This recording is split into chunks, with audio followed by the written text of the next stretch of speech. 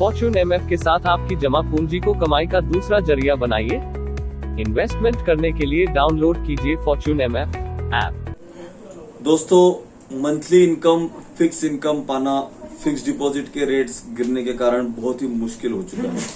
Okay, तो उसी कारणवश म्यूचुअल फंड के थ्रू आप मंथली अच्छा से अच्छा कैसे इनकम बना सकते हैं, वो भी रेगुलर में, वो भी कॉन्स्टेंटली, और वो भी फिक्स इनकम कैसे बना सकते हैं और उसमें कितना मैक्सिमम आपको मिल सकता है, उसके क्या आइडियाज है। ओके, उसके पीछे क्या लॉजिक बनाया जा सकता है और क्या लॉजिक बना के आपको उसमें मंथली रिटर्न्स आ सकते हैं, तो उसी के बारे में ये हमने वीडियो बनाया है। तो दोस्तों, मैं हूं विवेक पवार, स्वागत करता हूं सबका policyplanet.com के यूट्यूब चैनल में। दोस्तों, अच्छे अच्छे टॉपिक्स फाइनेंशियल सेक्टर के बारे में हम लोग लेकर आ रहे हैं आपके पास, और आशा है कि आपको हमारे टॉपिक पसंद आते रहेंगे। तो दोस्तों, अगर ये हमारा वीडियो अच्छा लगता हो आपको, तो प्लीज हमारे चैनल को सब्सक्राइब करना भी ना भूलिए। और दोस्तों, हमारा नया ऐप आया है फॉर्च्यून एमएफ, तो प्ले स्टोर पे जाके इसको डाउनलोड कीजिए। वहां पे हमारे रिकमेंडेड फंड्स है, आप रोज का रोज आपका वैल्यूएशन चेक कर सकते हो। ओके, बाइंग सेलिंग कर सकते हो इजीली, एकदम रोबोटिक ऐप है। ओके, इसमें रिसर्च किया जा सकता है, सभी टाइप के कैलकुलेटर्स है दोस्तों। तो प्लीज इस ऐप को आप डाउनलोड कीजिए, फॉर्च्यून एमएफ। तो इस विषय को स्टार्ट करते हैं कि कैसे मंथली आप फिक्स इनकम चालू कर सकते हैं थ्रू म्यूचुअल फंड। ओके, सबसे पहली बात आता है, एक फंड का नाम ही रहता है कैटेगरी का, वो है monthly income plan. Okay, monthly income plan type के फंड्स हैं। ओके, जिसमें क्या रहता है कि 25% इक्विटी है और 75% सिक्योर्ड है। तो 25% इक्विटी होने के कारण इसमें लगभग 10 to 11% रिटर्न्स आने की संभावना रहती है, 12% भी आ सकते हैं।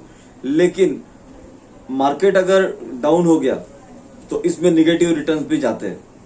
ओके, दूसरा फंड आता है, हम लोग टाइप ऑफ फंड के बारे में यहाँ पे जानकारी ले रहे हैं। दूसरा फंड आता है बैलेंस फंड या बैलेंस एडवांटेज फंड। इस टाइप के फंड में दोस्तों 70% तक इक्विटी जाता है, मतलब 70% अनसिक्योर्ड और 30% जो है वो सिक्योर्ड में जाता है। लेकिन यहाँ पे अगर मार्केट की जो दिशा है या मार्केट का जो अगर प्रिडिक्शन है वो निगेटिव जा रहा है, तो जो फंड मैनेजर है वो डेट का जो पोजीशन है वो बढ़ा सकता है, मतलब जो सिक्योर्ड फंड्स का जो एलोकेशन है वो बढ़ा सकता है, इक्विटी को कम कर सकता है। तो बैलेंस फंड यहाँ पे थोड़ा ठीक ठाक कारगर रहता है।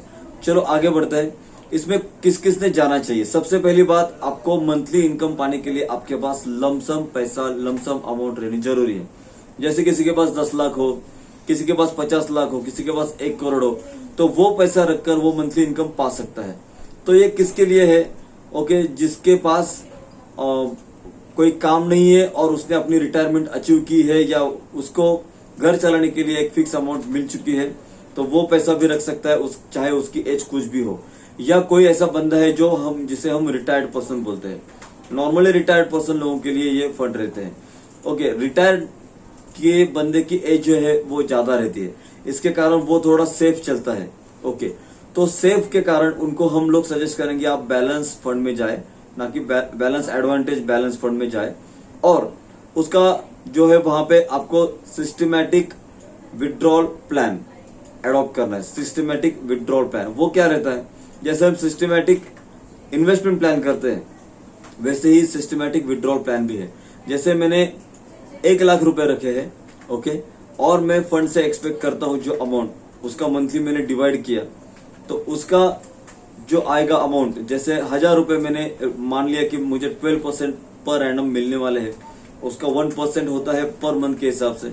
तो 1000 रुपए मुझे विड्रॉ करने हैं और मुझे हर महीने के 15 तारीख को, 10 तारीख को मेरे अकाउंट में चाहिए।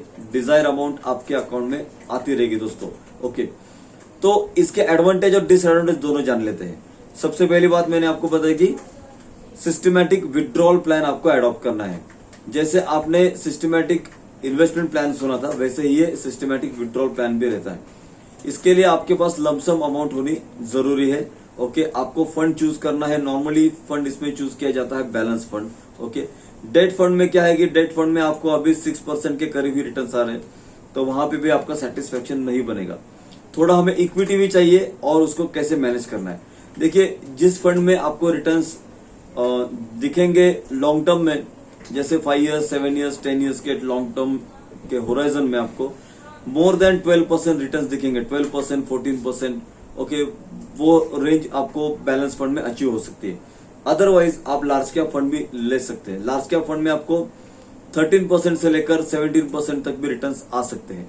ओके, इसमें आपको ग्रोथ ऑप्शन ही चूज करना है। ओके, ग्रोथ ऑप्शन चूज करके जितने आपको उसमें रिटर्न्स पिछले कई सालों से दिख रहे हैं रेगुलरली, उससे थोड़ा कम आपको एक्सपेक्ट करना है। जैसे मान लेते कोई एक फंड है जिसके बैलेंस फंड का एवरेज रिटर्न है 13%, तो आपको पकड़ के चलना है 10%। थोड़ा 3% हम लोग यहाँ पे कम पकड़ते हैं, तो 10% आपने एज्यूम किया और उसके हिसाब से जैसे आपने 10 लाख रुपए किसी ने इन्वेस्ट किए तो उसका 10% हो गया 1 लाख रुपीज पर एनम। उसको डिवाइड कीजिए बाय 12, तो जो अमाउंट आएगा लगभग 8,300 रुपीज अमाउंट आएगी, वो आपके अकाउंट में आपने सेट करनी है। ओके, ये अमाउंट आपको मिलने के बाद उसके ऊपर अगर मान लीजिए थोड़े रिटर्न ज्यादा आते हैं तो उतने आपके कैपिटल में ऐड हो जाएगी, लेकिन ये थोड़ा सेफर रहेगा। ऐसा मान लेते कि इसमें डिसएडवांटेज क्या हो सकता है कि मान लीजिए फंड ने परफॉर्मेंस कम किया या मार्केट जो है वो उल्टी दिशा में बहने लगा, तो आपने सेट किया है 10%, लेकिन फंड का परफॉर्मेंस है माइनस में, तो आपके कैपिटल में से भी यहाँ पे आपको पैसे मिलने लगेंगे।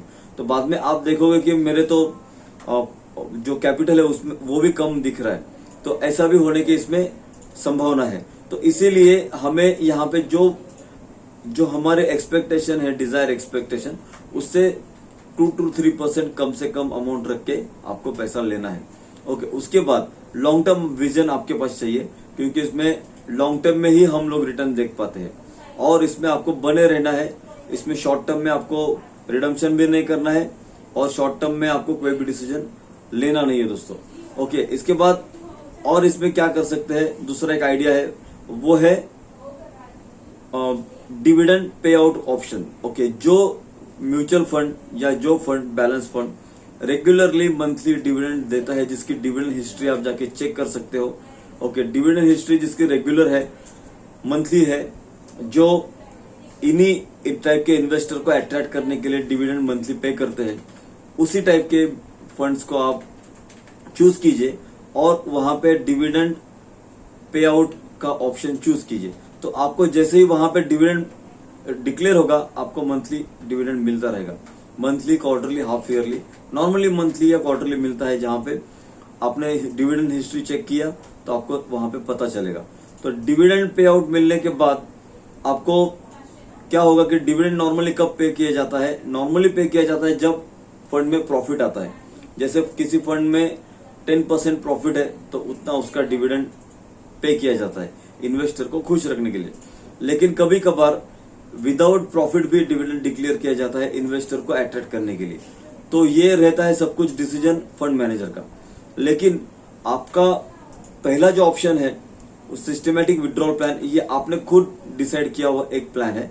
और डिविडेंड पे आउट का जो ऑप्शन है वो जो फंड मैनेजर है उसके ऊपर डिपेंडेबल है।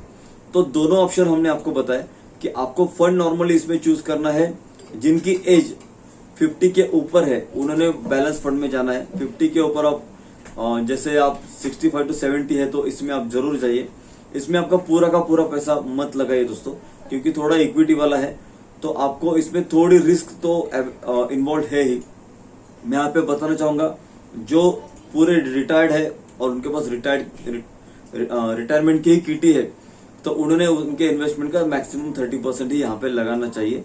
बाकी पैसे आप सिक्योर में भी लगा सकते हैं। तो यहाँ पे कैपिटल प्रोटेक्शन बिल्कुल नहीं है, लेकिन आपको यहाँ पे उससे ज्यादा भी रिटर्न्स मिल सकते हैं।